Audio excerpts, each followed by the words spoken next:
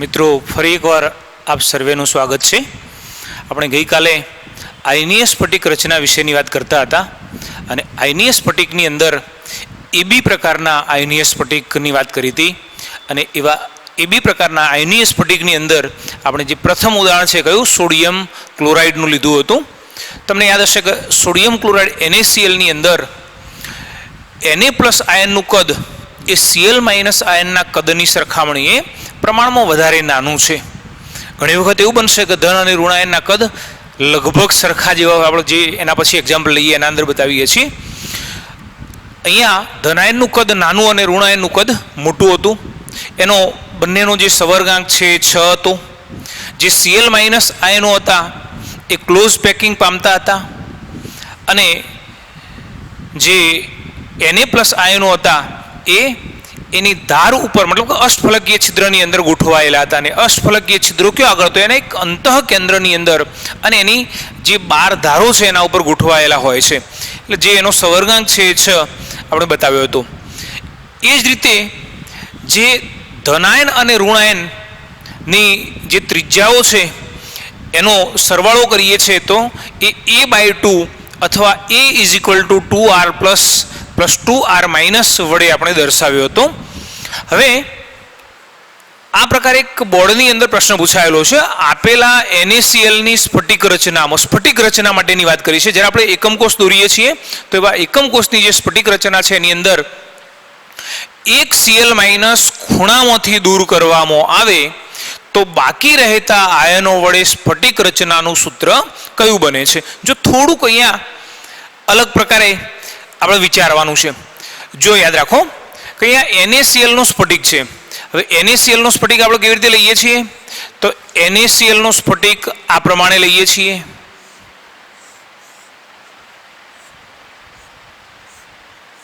મિત્રો જો આ NaClનો સ્ફટિક છે।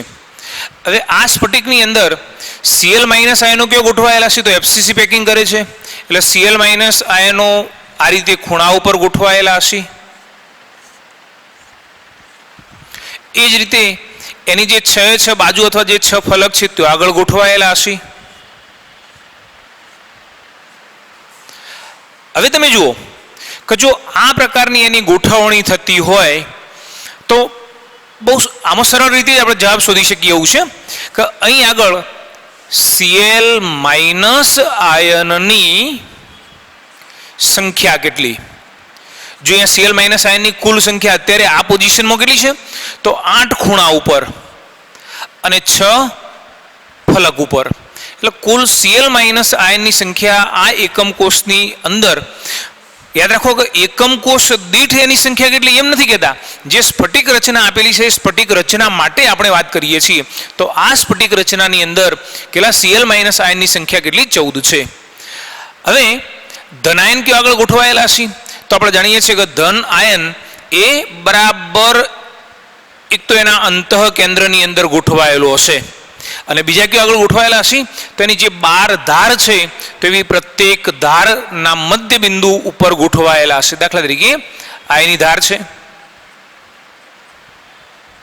જો આ ઉપરનું જે સમતલ છે એની 4 ધાર આપણે અહીંયા બતાવી દીધી અને એના ઉપર સોડિયમ આયનો બતાવેલા છે। હવે એ જ રીતે અહીં આગળ એ જ રીતે અહીં આગળ એ જ રીતે અહીં આગળ જો અહીંયા Na+ આયનની સંખ્યા કેટલી। જો મિત્રો યાદ રાખજો કે Na+ આયનો કયો આગળ આવેલા છે તો આપણે અગાઉ કહ્યું એમ કે એની 12 ધાર ઉપર આવેલા છે। તો આ સ્ફટિક રચનાની અંદર 12 Na+ આયન એની ધાર ઉપર અને એક એના અંતઃ કેન્દ્રની અંદર આવેલો છે। તો કુલ કેટલા 13 Na+ આયનો છે। હવે પ્રશ્નમાં એવું પૂછ્યું છે કે NaClની સ્ફટિક રચનામાંથી એક Cl- દૂર કરવામાં આવે છે। હતા કેટલા 14। હવે એક દૂર કરી દઈએ તો સ્ફટિક રચનામાં કેટલા Cl- કેટલા Cl- 14 ની જગ્યાએ 13 થવાના। એ જ રીતે સ્ફટિક રચનાની અંદર Na+ કેટલા તો એ પણ 13। એટલે બંનેની સંખ્યા સરખી છે તો આપણે આ રીતે બતાવી શકીએ Na 13 Cl પણ 13. તો જે સંયોજનનું સૂત્ર છે એ કયું થશે? NaCl. અહીંયા જુદા જુદા વિકલ્પ આપણને આપેલા છે. Na3Cl, NaCl4, Na13Cl14. આ પ્રકારે અલગ અલગ વિકલ્પો આપેલા છે. તો અહીંયા આપણો જે જવાબ છે કયો આવશે? NaCl આવશે. હવે જુઓ, બોર્ડની અંદર જે પ્રશ્ન પૂછાયો છે આ રીતે નથી પૂછાયો. મેં તમને એટલા માટે આ રીતે સમજાવ્યું કે તમને મેં જે NaCl નો સ્ફટિક સમજાવ્યો હતો એ આ પ્રકારનું સમજાવ્યું હતું, એટલે મેં અહીંયા ચેન્જ કર્યું છે. બોર્ડની અંદર પ્રશ્ન એવો પૂછાયો છે કે આપેલા NaCl ની સ્ફટિક રચનામાંથી એક Na+ આયન ખૂણામાંથી દૂર કરવામાં આવે તો સંયોજનનું સૂત્ર કયું થાય? મિત્રો જુઓ, આપણે NaCl ની સ્ફટિક રચના લઈએ છીએ તો Cl- આયનને કયો આગળ બતાવીએ છીએ? આપણે FCC પેકિંગ કરે છે એવું કહીએ છીએ, એટલે ખૂણા ઉપર બતાવીએ છીએ. હવે પ્રશ્ન એ થાય કે NaCl ની સ્ફટિક રચનામાં Na+ ખૂણા ઉપર કેવી રીતે ગોઠવાય? જુઓ, આ તો આપણે અહીંયા ગોઠવણી આવી કરી છે. માની લો કે જો તમે સ્ફટિક આ પ્રકારનો બનાવશો તો, દાખલા તરીકે તમે આ પ્રકારનો એક સ્ફટિક રચી દીધો. જે અહીં આગળ ધાર લેતા હતા એવી ધાર ધારો કે તમે અહીં આગળ લો છો, તો આ જે Na+ અહીં આગળ ધારના મધ્યમાં આવતો તો એ હવે કયો આગળ આવશે? કોર્નર ઉપર આવી જવાનો. અને જો એ કોર્નર ઉપર આવશે તો મૂળ ગોઠવણી તો કોના જેવી? સેમ આ જ પ્રકારની થવાની. અને એ વખતે જેમ અહીંયા Cl- આયનની સંખ્યા અહીંયા 8 + 6 એટલે 14 થતી હતી, એમ Na+ આયનની સંખ્યા અહીંયા કેટલી થવાની? 8 + 6 એટલે 14. હવે એમાં એવું કહ્યું છે કે Na+ ને ખૂણામાંથી દૂર કરવામાં આવે છે. તો હવે એક દૂર કરીએ એટલે કેટલા આવશે? 13. અને હવે એ જ રીતે જો અહીંયા આગળ Na+ ખૂણા ઉપર આવી ગયા તો Cl કયો આગળ આવવાના? ધારની મધ્યમાં. દરેકે દરેક જે 12 ધાર છે તે આગળ, તો Cl- ની સંખ્યા બરાબર 12 ધાર. અને એ જ રીતે એક એના અંતઃ કેન્દ્રની અંદર એટલે કેટલા આવશે? 13. જો આમાં Na+ ની સંખ્યા 13, Cl- ની સંખ્યા પણ કેટલી? 13. અને એનો અર્થ એવો થયો કે જે સંયોજનનું સૂત્ર છે એ કયું થશે? NaCl થશે. તો આ રીતે આપણને આવા ઘણી વખત પ્રશ્નો પૂછાતા હોય છે. હવે આપણે જે AB પ્રકારના સ્ફટિકની વાત કરીએ એમાં આપણે 3 પેટા પ્રકારો બતાવ્યા હતા. કયા કયા? NaCl, Cesium ક્લોરાઇડ CaCl અને ZnS. મિત્રો યાદ રાખો, હું તમને આ સ્પેસિફિક અલગથી એટલા માટે શીખવાડું છું કે ઘણી વખત તમે બોર્ડ જીના એક્ઝામ્પલ જોશો, પ્રશ્નો જોશો, તો એની અંદર તમને આમાંથી ઘણી બધી વખત પ્રશ્નો જોવા મળશે. અને આટલું સોલ્વ કર્યા પછી તમને પ્રશ્નની અંદર કોઈ મુશ્કેલી નહીં પડે એની હું તમને ખાતરી આપું છું. આપણે બીજો પ્રકાર જોઈએ, Cesium ક્લોરાઇડ CaCl. જો મિત્રો, આપણે સોડિયમ ક્લોરાઇડ પછી જોઈએ અહીંયા Cesium ક્લોરાઇડ. હવે જે Cesium ક્લોરાઇડ છે, આપણે એનું બંધારણ જોઈએ એના પહેલા આ બંને આયનોની સ્થિતિનો થોડોક વિચાર કરીએ. તો અહીંયા એ તો નક્કી જ છે કે અહીંયા જે ધન આયન છે અને ઋણ આયન જે છે બંનેનો રેશિયો કેટલો? તો એ તો 1:1 છે. આપણે પહેલા પણ કહ્યું હતું AB પ્રકારનો સ્ફટિક લઈએ એટલે એનો રેશિયો 1:1 હશે. પણ અહીંયા જે NaCl શીખ્યા તો એના અંદર Cl ની કમ્પેરેટિવમાં સોડિયમ આયનનું કદ પ્રમાણમાં નાનું હતું. અહીંયા એઝ કમ્પેર બંને આ જે છે એ લગભગ ઇક્વલ છે અથવા બંનેના કદ લગભગ સરખા હોય છે. જો અહીં આગળ Cl+ આયનનું કદ લગભગ Cl- આયનના કદ જેટલું હોય છે, લગભગ નજીક હોય છે. હવે જો યાદ રાખો કે જ્યારે અહીંયા બંને આયનના કદ સરખા હોય, અર્થાત આપણે એમ કહીએ કે જ્યારે ધનાયનનું કદ ક્રમશઃ વધતું જાય, જો આમાં Cl- હતો ને આમાં Cl- હતો, અહીંયા શું થયું કે બંનેમાં ઋણાયન તો કોમન જ છે.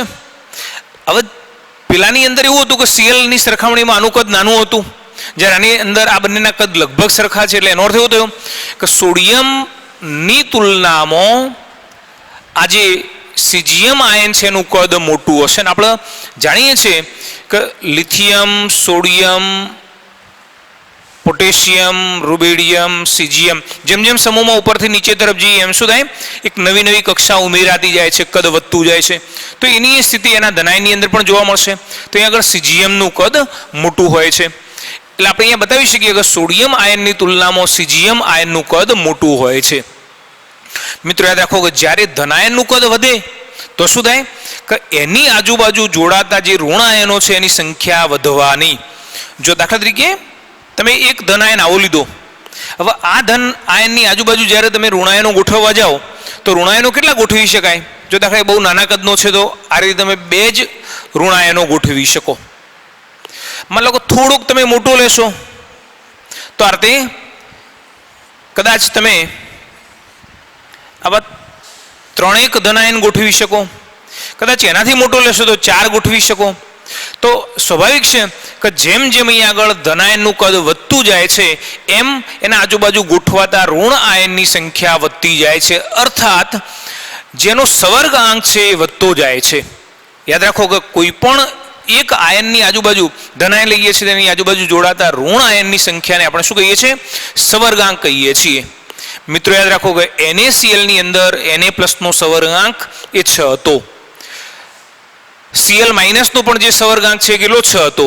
તો સીધી વસ્તુ છે કે આની અંદર જે સવર્ગાંક છે 6 કરતો વધારે હોય છે. કેટલો? એ આપણે એનું બંધારણ જોઈએ એટલે તમને ખ્યાલ આવશે. જો હવે અહીંયા જે સીઝિયમ ક્લોરાઇડ લઈએ છીએ એમાં એની રચના અથવા એનું બંધારણ કેવું હશે? તો જે Cl- આયનો છે એ પેકિંગ રચે છે. અને પેકિંગ પણ કયા પ્રકારનું? તો આદિમ અથવા પ્રિમિટિવ પ્રકારે પેકિંગ કરે છે. જો હવે Cl- આયનો આ પ્રકારે પેકિંગ કરતા હશે તો એનો અર્થ એવો થયો કે Cl- આયનો માત્ર ને માત્ર ખૂણા ઉપર ગોઠવાય છે. આથી Cl- આયનો ખૂણા ઉપર ગોઠવાશે. યાદ રાખો કે જો Cl- આયનો ખૂણા ઉપર ગોઠવાય તો Cl ની સંખ્યા કેટલી? તો Cl- આયનની એકમ કોષ દીઠ સંખ્યા બરાબર 8 ગુણ્યા 1/8 બરાબર 1. માત્ર તમે જાણો છો કે ઘનનો ખૂણાઓ 8 છે અને જો Cl- એ આદિમ પ્રકારની પેકિંગ કરતો હશે, પ્રિમિટિવ પ્રકારની જો પેકિંગ કરતો હશે તો જે Cl- આયનો છે માત્ર ખૂણા ઉપર જ ગોઠવાશે. અને જો ખૂણા ઉપર ગોઠવાય તો એકમ કોષના ખૂણા ઉપર આવેલો જે પરમાણુ છે એ 8 એકમ કોષ વચ્ચે વહેંચાયેલો છે. એટલે જે એકમ કોષની આપણે અહીંયા વાત કરીએ છીએ એના ભાગે એનો હિસ્સો કેટલો હતો? 1/8. એટલે અહીંયા Cl- ની એકમ કોષ દીઠ સંખ્યા જે છે કેટલી મળવાની? 1 મળવાની. આપણે એનું બંધારણ જોઈ લઈએ.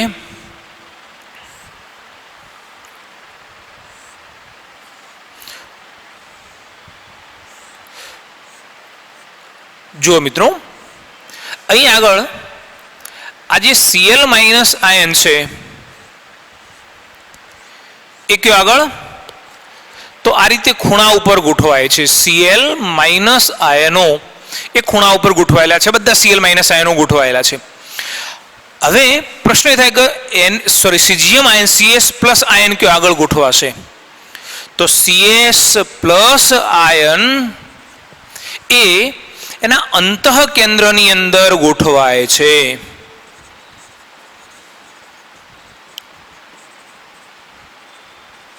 આપણે જુઓ, હવે એવું કહી શકીએ કે Cl- આયનો જે છે એ આદિમ પ્રકારની ગોઠવણી કરે છે. જે સીઝિયમ આયન છે એ અંતઃ કેન્દ્રની અંદર ગોઠવણી પામે છે. તો આ જે સીઝિયમ ક્લોરાઇડનો આખો સ્ફટિક છે એ કઈ BCC પ્રકારની ગોઠવણી પામે છે. સ્ફટિક BCC રચના ધરાવે છે. જો સ્પેસિફિક આપણે કોઈ આયનની વાત નથી કરતા, મેં તમને બતાવ્યું કે Cl- આયનો જે પેકિંગ કરે છે કેવું આદિમ પ્રકારનું પેકિંગ કરે છે, એટલે માત્ર ખૂણા ઉપર જ ગોઠવાય છે. જે સીઝિયમ આયનો છે એના અંતઃ કેન્દ્રની અંદર ગોઠવાય છે. તો આ બંને આયનો ભેગા મળીને જે સ્ફટિક બને છે એ કયો? BCC પ્રકારની રચના ધરાવે છે. હવે જુઓ, સીજીએમ આયનો એના અંતઃ કેન્દ્રની અંદર ગોઠવાય છે. જો સીજીએમ એના અંતઃ કેન્દ્રની અંદર, આ સીજીએમ આયન બતાવ્યો છે, એના અંતઃ કેન્દ્રની અંદર ગોઠવાય છે, તો કેટલા સીજીએમ આયનો એકમ કોષ દીઠ હશે? માટે CS+ ની એકમ કોષ દીઠ સંખ્યા 1 છે. મિત્રો જો અહીંયા ખાસ યાદ રાખજો કે સીજીએમ આયન એ માત્ર ને માત્ર એના અંતઃ કેન્દ્રની અંદર જ ગોઠવાય છે, બીજી કોઈ જગ્યાએ ગોઠવાતો નથી. હવે એના આધારે તમે કહી શકશો કે તમારા એકમ કોષની અંદર Cl- કેટલા? 1, અને સીજીએમ કેટલા? એ પણ 1. તો આપણને એવું પણ પૂછી શકે કે એકમ કોષ દીઠ CsCl ના કેટલા અણુ? 1 અણુ પ્રતિ એકમ કોષ દીઠ હોય છે. કદાચ આવું જ તમને NaCl માટે પૂછવું હોય તો યાદ કરો, આપણે એવું બતાવ્યું હતું કે એકમ કોષ દીઠ સોડિયમ આયનો કેટલા? 4 હતા. Cl- આયનો કેટલા હતા? એ પણ 4 હતા.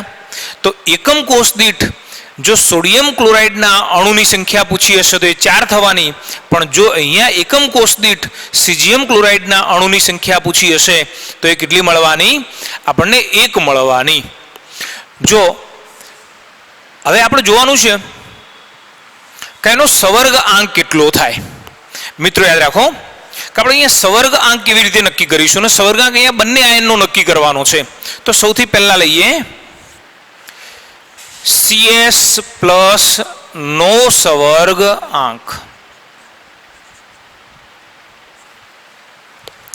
જો મિત્રો તમને યાદ છે કે આપણે અહીંયા આ બરાબર એના અંતઃ કેન્દ્ર ઉપર સીજીએમ આયનને બતાવેલો છે. હવે આ જે સીજીએમ આયન છે એ કોને સ્પર્શતો હશે? તો એ આ 8 Cl- આયનોને સ્પર્શી રહ્યો છે. જો અહીં આગળ દાખલા તરીકે બરાબર અહીં આગળ જે રહેલો સીજીએમ છે એ આવા 4 ઋણ આયનોને 1, 2, 3 અને 4. મિત્રો યાદ રાખો કે આ બધા ઋણ આયનો છે એ ઉપર તરફ છે, અને જે અંદર અહીંયા વચ્ચે બતાવેલો ધનાયન છે કેવો? અંદર તરફ છે. એટલે અહીંયા આગળ ઉપર તરફ 4 Cl- અને બરાબર આ જે સીજીએમ છે એના નીચે પણ એવા ને એવા જ 4 Cl- આયનો હશે. એટલે કુલ કેટલા? 8 ને સ્પર્શી રહ્યો છે. કયા કયા 8 ને? તો આ 4 અને આ 4, એમ 8 Cl- ને સ્પર્શી રહ્યો છે. તો CS+ નો સવર્ગ આંક એ 8 થાય છે. જો મિત્રો હવે જેમ સીજીએમ નો સવર્ગ આંક શોધ્યો એ રીતે Cl- નો સવર્ગ આંક કેટલો થાય? જો હવે થોડુંક વિચારો એટલે તરત તમને સમજાશે. આપણે એવું બતાવ્યું હતું કે Cl- ની એકમ કોષ દીઠ સંખ્યા કેટલી? 1 બતાવી હતી. કેવી રીતે? જો અહીંયા આ જે Cl- છે એ આ નહીં, એવા બીજા 8 એકમ કોષ સાથે જોડાયેલો છે. હવે તમે જુઓ કે જો આ Cl- એ 8 એકમ કોષ સાથે જોડાયેલું હોય, 1, 2, પછી અહીંયા બાજુમાં 3, 4 અને એવા ઉપર 4, એમ 8 જો એકમ કોષ સાથે જોડાયેલો હશે તો આ Cl- આ સીજીએમ ને આ એકમ કોષની અંદર એક સીજીએમ ને, એ જ રીતે બીજા એકમ કોષ, એવા 8 એકમ કોષના જે સીજીએમ આયન છે એની સાથે જોડાયેલો હોય છે. અને જો એ 8 સીજીએમ આયનો સાથે જોડાયેલો હશે તો એનો સવર્ગ આંક કેટલો થવાનો? 8 થાય છે. બરાબર? જો અહીંયા ઘણી વખત સીધો પ્રશ્ન પૂછાય કે સીજીએમ ક્લોરાઇડની અંદર સીજીએમ આયનનો સવર્ગ આંક કેટલો છે, અથવા સીજીએમ ક્લોરાઇડની અંદર Cl- આયનનો સવર્ગ આંક કેટલો હોય છે. તો તમે જો બંધારણ જાણો છો તો બહુ સારી રીતે અને સરળતાથી તમે બતાવી શકો છો. હવે અહીંયા ત્રિજ્યાઓનો સરવાળો કેટલો થાય? મિત્રો યાદ રાખો આપણે અહીંયા એવું કહીએ કે આજે એનું અંતસ્થ વિકર્ણ છે. દાખલા તરીકે તમે આ અંતસ્થ વિકર્ણ લો છો અથવા આ અંતસ્થ વિકર્ણ લો છો, કોઈ પણ એકમ કોષના અંતસ્થ વિકર્ણ કેટલા હશે? 4 હશે. તો આપણે એ પૈકીનું કોઈ પણ એક અંતસ્થ વિકર્ણ લઈએ. દાખલા તરીકે આ અંતસ્થ વિકર્ણ લીધો. હવે જો આ અંતસ્થ વિકર્ણ લઈએ છીએ તો અહીંયા આગળ Cl માઇનસ, અહીંયા Cl માઇનસ અને અહીં આગળ CS પ્લસ. જો આ રીતે હું ખાલી વિકર્ણ દોરું છું તો અહીં આગળ આપણે એમ કહીએ આ Cl માઇનસ, આ Cl માઇનસ અને આ CS પ્લસ.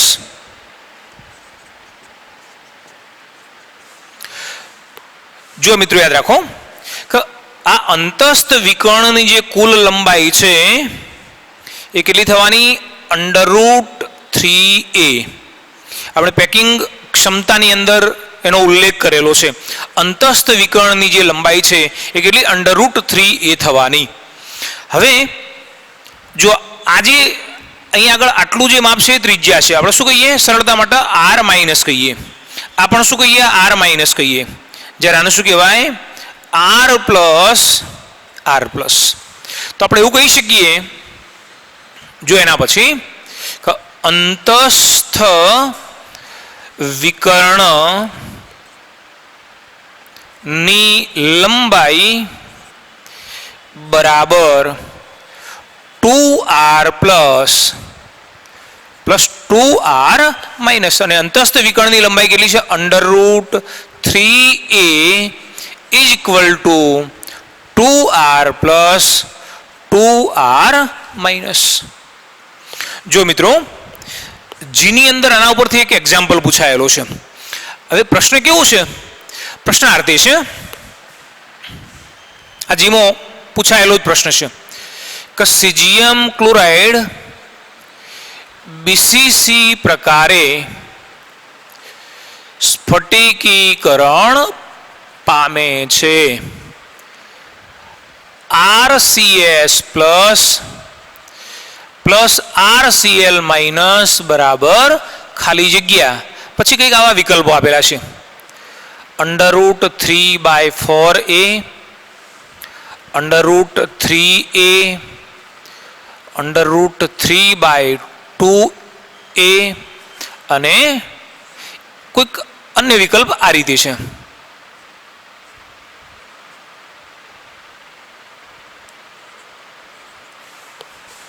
જો હવે સીધો તમને અહીંયા જવાબ મળી જવાનો. તમને અહીંયા શું કહ્યું છે? RCS પ્લસ અર્થાત R પ્લસ અને આ કહ્યું છે R માઇનસ. તો આ બંનેનો જે સરવાળો છે એ કેટલો થાય તમારે શોધવાનો છે. જો અહીંયા R પ્લસ અને R માઇનસ, પણ અહીંયા 2R પ્લસ અને 2R માઇનસ છે. હવે જો તમે આ જાણો છો તો આ ભલે જીનો પ્રશ્ન છે પણ બહુ ઇઝીલી તમે શોધી શકો છો. અહીંયા તમને બતાવ્યું છે કે 2R પ્લસ અથવા આપણે એમ કહીએ કે 2R, અહીંયા પ્લસની જગ્યાએ આના જેવું જ લખી દઈએ CS plus 2RCl minus. Plus લખતા હતા એની જગ્યાએ CS પ્લસ લખ્યું છે. ચલો એનું વેલ્યુ કેટલું? તો √3a. આપણને અહીંયા જે પૂછ્યું છે એ 2RCS પ્લસ નહીં, આપણને ખાલી RCS પ્લસ અને RCl માઇનસ કયા છે. તો શું કરીએ? બંનેના અંદરથી 2 કોમન લઈ લઈએ. તો શું આવશે? RCS plus RCl minus. શાના બરાબર? √3a બરાબર. તો RCS plus RCl minus is equal to √3a upon 2a. આ જીમો પૂછાયેલો પ્રશ્ન છે.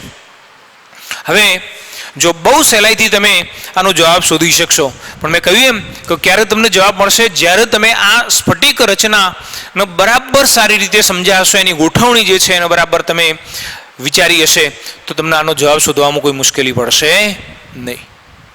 સ્ક્રીનશોટ લઈ લેજો. જો મિત્રો અહીંયા ત્રીજો પ્રકાર ઝિંક સલ્ફાઇડ ZnS. પણ અહીંયા એક વિગત આપણી અહીંયા બાકી રહી ગઈ છે.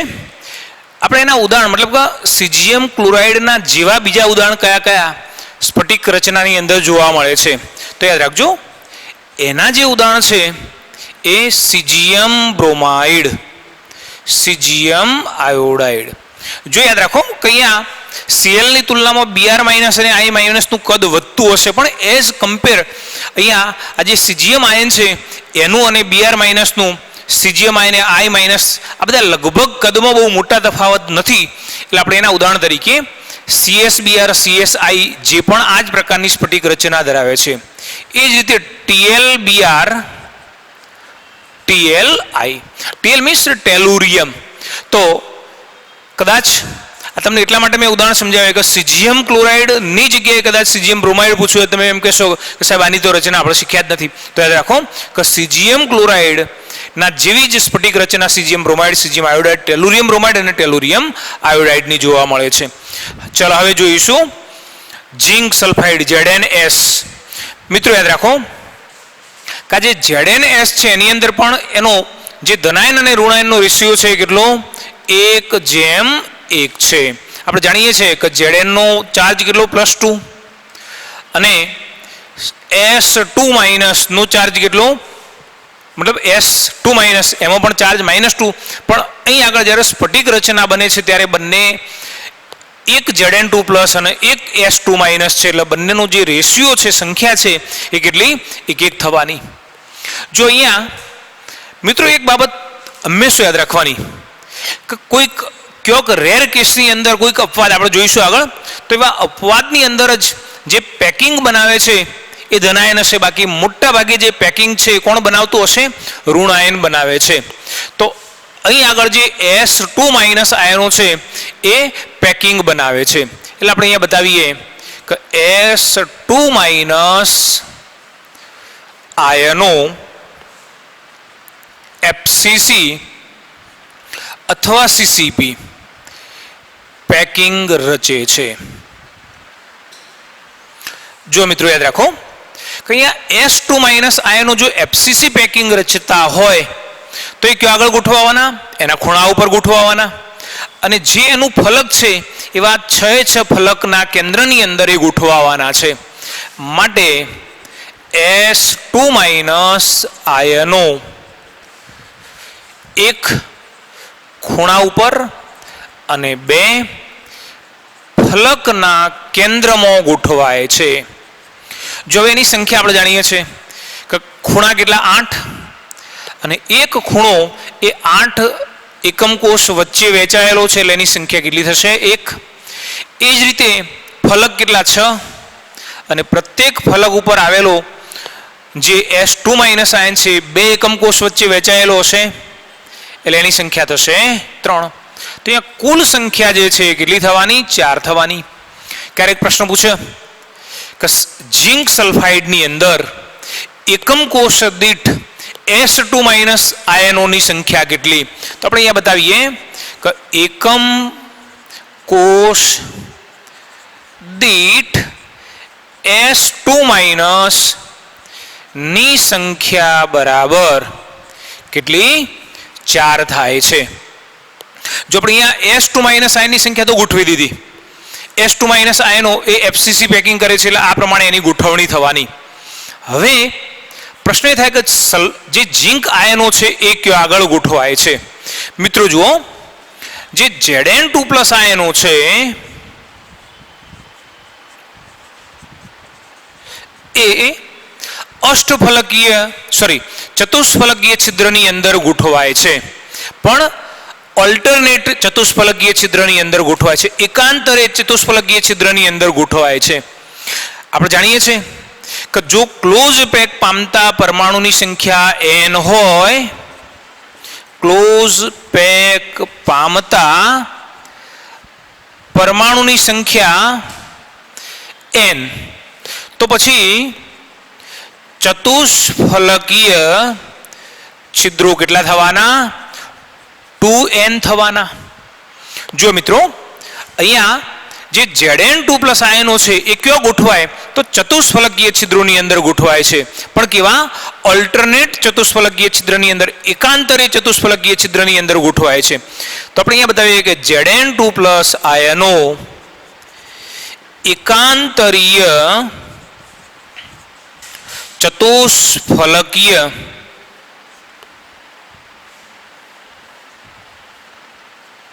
છિદ્રોમાં ગોઠવાય છે.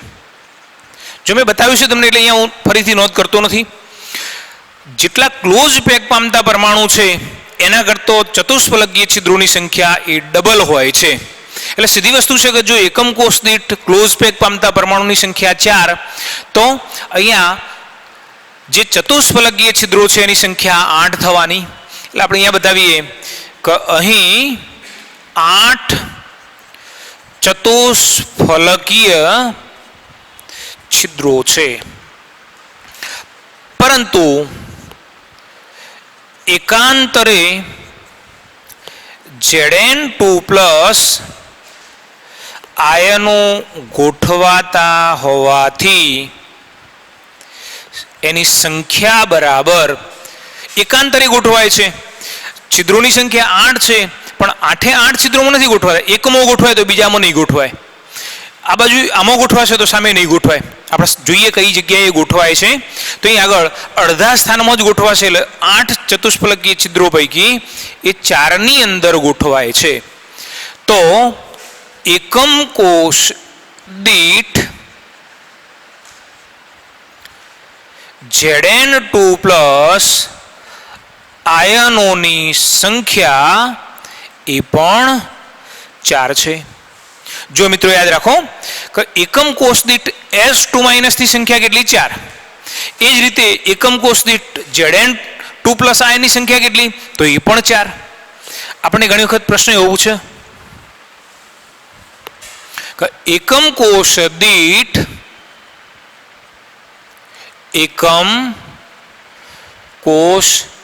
દીઠ ZnS અણુની સંખ્યા કેટલી હશે? મિત્રો જુઓ, આપણે બતાવ્યું કે એકમ કોષ દીઠ Zn2+ કેટલા છે? તો 4 છે. S2- કેટલા છે? 4 છે. તો સીધી વસ્તુ છે કે એકમ કોષ દીઠ ZnS અણુની સંખ્યા એ પણ કેટલી થવાની? 4 થાય છે. હવે આપણે એ સમજવાનું છે કે એની સ્ફટિક રચના કેવી હશે. તો જુઓ, સૌથી પહેલા તો આપણે અહીંયા જેની રચના છે એને સમજવાનો પ્રયત્ન કરીએ.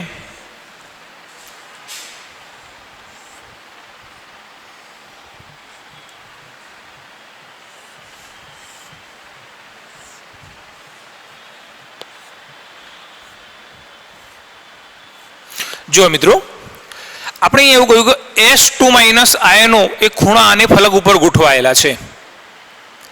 1, 2, 3, 4, 5, 6, 7 અને 8 ખૂણા ઉપર, 6 ફલક ઉપર. ઉપરનું ફલક, નીચેનું ફલક, ડાબી બાજુનું, જમણી બાજુનું. એ જ રીતે આગળનું ફલક અને પાછળનું ફલક. તો આ રીતે આ જે ગોઠવાયેલા છે, શું ગોઠવાયેલું છે? S2- આયનો ગોઠવાયેલા છે. હવે અહીંયા જે Zn2+ આયનો છે એ કેવી રીતે ગોઠવાય છે? જો મિત્રો, Zn2+ આયનો એ ચતુષ્ફલકીય છિદ્રની અંદર ગોઠવાય છે. અને ચતુષ્ફલકીય છિદ્રનું સ્થાન કયું આગળ હશે? તો યાદ કરો કે જે અંતસ્થ વિકર્ણ લઈએ છીએ તો એવા અંતસ્થ વિકર્ણ ઉપર 2 ચતુષ્ફલકીય છિદ્ર આવેલા હશે. દાખલા તરીકે આપણે આ અંતસ્થ વિકર્ણ લીધો, તો એમાં 2 ચતુષ્ફલકીય છિદ્રો હોય છે. જો 2 ચતુષ્ફલકીય છિદ્રો હોય તો એક અહીંયા આગળ બતાવીએ, બીજું અહીંયા બતાવીએ. પણ યાદ રાખો કે અહીંયા Zn2+ આયન એ બંને છિદ્રની અંદર ગોઠવાતો નથી. એકમાં ગોઠવાશે. ધારો કે અહીંયા ગોઠવાય છે તો અહીંયા નહીં ગોઠવાય. જો અહીંયા ગોઠવાય તો અહીંયા આગળ નહીં ગોઠવાય. આપણે આનો આ ભાગ થોડોક અલગ કરીએ એટલે આ રીતે બતાવી શકીએ.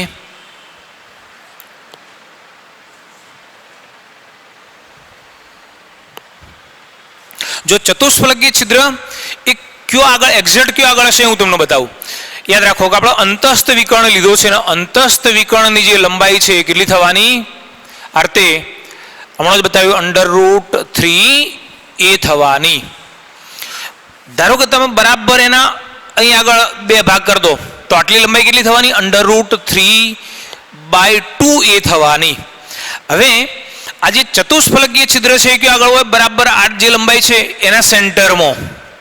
અને બીજું જે ચતુષ્ફલકીય છિદ્ર છે એ કયો આગળ? અહીંયા આગળ હશે. બરાબર ને? તો આ બંને જે ચતુષ્ફલકીય છિદ્રો બતાવ્યા એમાંથી કો તો અહીં આગળ Zn2+ હશે ને કો તો અહીં આગળ હશે, મતલબ કે બંનેમાં નહીં હોય. તમે જાણો છો કે અહીં આગળ કુલ કેટલા આવા 4 અંતસ્થ વિકર્ણ છે અને 4ના ઉપર કુલ મળીને 8 આ પ્રકારના ચતુષ્ફલકીય છિદ્રો આવેલા છે. હવે તમે કોઈ પણ એક અંતસ્થ વિકર્ણ લીધો તો એના ઉપર 2ની જગ્યાએ એકમાં જ ગોઠવાય. તો દાખલા તરીકે આની અંદર Zn2+ ગોઠવાય છે તો અહીં આગળ શું હશે? જગ્યા હશે. અહીં આગળ Zn2+ નહીં ગોઠવાયો હોય. મિત્રો ઘણી વખત પ્રશ્ન કદાચ એવો પૂછે, તમને કોઈ ઉલ્લેખ નથી પણ પ્રશ્ન એવો પૂછો કે ઝિંક સલ્ફાઇડની સ્ફટિક રચનામાં Zn2+ આયન એ સલ્ફરથી કેટલા અંતરે હોય છે? જો હવે મેં તમને હમણાં બતાવ્યું કે આ કુલ લંબાઈ કેટલી √3a હતી, એની અડધી લંબાઈ કેટલી થવાની? √3a થવાની. મેં તમને બતાવ્યું કે ચતુષ્ફલકીય છિદ્રનું સ્થાન કયું આગળ છે? તો બરાબર આ જે લંબાઈ છે એનું અડધું. તો જો આટલી લંબાઈ એ √3/2a થતી હોય તો આટલી લંબાઈ કેટલી થવાની? આ જે લંબાઈ છે કેટલી થવાની? √3a/4 થવાની. બરાબર ને? આ જે લંબાઈ છે એ આટલી થવાની. તો પ્રશ્ન પૂછ્યો હોય કે Zn2+ આયન અને S2- આયનો વચ્ચેનું અંતર કેટલું? તો √3a/4. અથવા આનાથી આનું અંતર કેટલું? તો એ અંતર આપણે બતાવી શકીએ છીએ કે √3a/4 જેટલું હોય છે. તો આપણે આગળ આની ગોઠવણી બતાવી.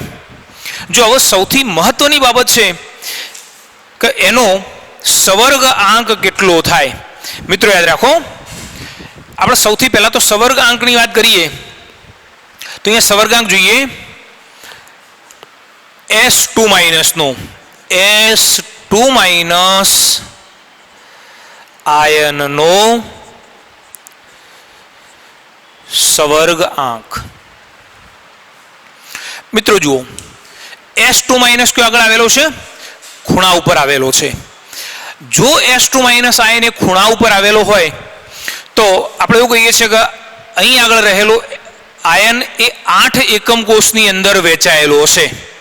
બરાબર? હવે જો 8 એકમ કોષની અંદર વહેંચાતો હશે તો સીધી વસ્તુ છે કે અહીંથી આ જે અંતસ્થ વિકર્ણ લઈએ છીએ એના ઉપર 2 ચતુષ્ફલકીય છિદ્રો હોય. એટલે એનો અર્થ એવો થયો કે અહીંયા આ કેટલા આવા અંતસ્થ વિકર્ણ સાથે જોડાયેલો હશે? 8 અંતસ્થ વિકર્ણ સાથે જોડાયેલો હશે. હું થોડુંક એને અલગથી બતાવું. દાખલા તરીકે આ S2- આયન, જો અહીંયા આ રીતે આજે અંતસ્થ વિકર્ણ લઈએ છીએ, આવા 8 પ્રકારના અંતસ્થ વિકર્ણ લેવાના. જો અહીંયા તમે જોઈ શકો છો કે અંતસ્થ વિકર્ણ કઈ નીચેની તરફ છે. હવે જેમ અહીંયા નીચેની તરફ લીધા એ રીતે અહીંયા ઉપરની તરફ હશે. આ રીતે, આ રીતે, આ રીતે અને આ રીતે. આપણે અહીંયા એવું બતાવ્યું કે આના ઉપર ઓલ્ટરનેટ એ Zn2+ આયન આવેલો છે. મતલબ કે જો અહીં આગળ Zn2+ આવેલો હશે તો અહીંયા નહીં હોય. જો કદાચ અહીં આગળ આવેલો છે તો અહીંયા આગળ નહીં હોય. તો અહીંયા 8ની જગ્યાએ એના સાથે કેટલા Zn2+ જોડાયેલા હશે? તો માત્ર 4 જ જોડાયેલા હશે. એટલે એનો અર્થ એવો થયો કે અહીં આગળ S2- આયન સાથે જોડાતા જે Zn2+ આયનની સંખ્યા છે એ કેટલી થવાની? 4 થવાની. અર્થાત એનો જે સવર્ગાંક છે એ કેટલો થાય? 4 થાય. ફરીથી કે S2- આયન એ 8 એકમ કોષ વડે ઘેરાયેલો છે અને પ્રત્યેક S2- આયન એવા 8 અંતસ્થ વિકર્ણ ધરાવતો હશે. 1, 2, 3 અને 4 એવા ને એવા 4 ઉપર. પણ આપણે કહ્યું એમ કે Zn2+ આયન એ ઓલ્ટરનેટ ગોઠવાયેલો છે અને એટલા માટે જો કદાચ અહીંયા નીચે ગોઠવાયેલો હતો, ઉપર નહીં ગોઠવાયો હોય, અથવા આમાં જે 8 અંતસ્થ વિકર્ણ છે એમાંથી કોઈ પણ 4 ઉપર ગોઠવાયેલો છે એટલે આપણે એનો સવર્ગાંક એ 4 બતાવીએ છીએ. મિત્રો જુઓ, હવે આ જ રીતે આપણે Zn2+ નો સવર્ગાંક કેટલો થાય એ શોધવું છે. જો હવે જોઈએ, Zn2+ આયનનો સવર્ગ આંક. મિત્રો જુઓ, બિલકુલ સિમ્પલ છે કે Zn2+ion ગોઠવાય છે કયો આગળ? તો અહીંયા કહ્યું છે કે Zn2+ એ ચતુષ્ફલકીય છિદ્રમાં ગોઠવાય છે. ચતુષ્ફલકીય છિદ્ર બનશે શાનું? S2- આયનોનું. એનો અર્થ એવો થયો કે દાખલા તરીકે અહીં આગળ જે S2- આયન છે, ધારો કે અહીં આગળ Zn2+ આયન હશે, આ એક Zn2+ આયન છે, તો એ Zn2+ આયન એ આ Zn2+ આયન એ 4 S2- આયનોના વચ્ચે ઘેરાયેલો છે. કેવી રીતે? જો દાખલા તરીકે આ ખૂણા ઉપરનો પરમાણુ, પછી આ ખૂણો એ 3 ફલક સાથે જોડાયેલો છે. હવે અહીંયા તો હું તમને સમજાવી શકતો નથી, પણ તમે રૂમની કલ્પના કરીને તમે વિચારજો કે તમારો જે રૂમ છે એ રૂમનો તમે કોઈ પણ એક ખૂણો લેશો તો એ ખૂણો 3 ફલક સાથે સંકળાયેલો છે, બરાબર ને? દાખલા તરીકે આ સૌથી ઉપરનું ફલક, પછી એ જ રીતે આ ફલક અને એક આ પાછળનું ફલક. તો એનો અર્થ એવો થયો કે આ ફલક જે 3 ફલક કયા, તો એ 3 ફલકના મધ્યમાં આવેલા જે બિંદુઓ છે તે, અને આ ખૂણા ઉપર આવેલું જે S2- આયન છે એ 4 વચ્ચે આ ચતુષ્ફલકીય છિદ્ર ઘેરાયેલું છે, અને એ ચતુષ્ફલકીય છિદ્રની અંદર Zn2+ આયન આવેલો છે. એનો અર્થ એવો થયો કે Zn2+ આયનનો સવર્ગાંક એ પણ 4 થાય છે. તમે આવું બધું નથી વિચારતો, સીધું વિચારી લો કે અહીંયા Zn2+ આયન એ ચતુષ્ફલકીય છિદ્રમાં ગોઠવાય છે. ચતુષ્ફલકીય છિદ્ર બને શાનાથી? તો 4 ઘટકો દ્વારા બને. એ છિદ્રમાં આવેલો છે, તો છિદ્ર જેનાથી બને છે એ આયનો છે. એ આયનો કયા હશે? તો S2- આયનો. કેટલા હશે? તો 4 હશે.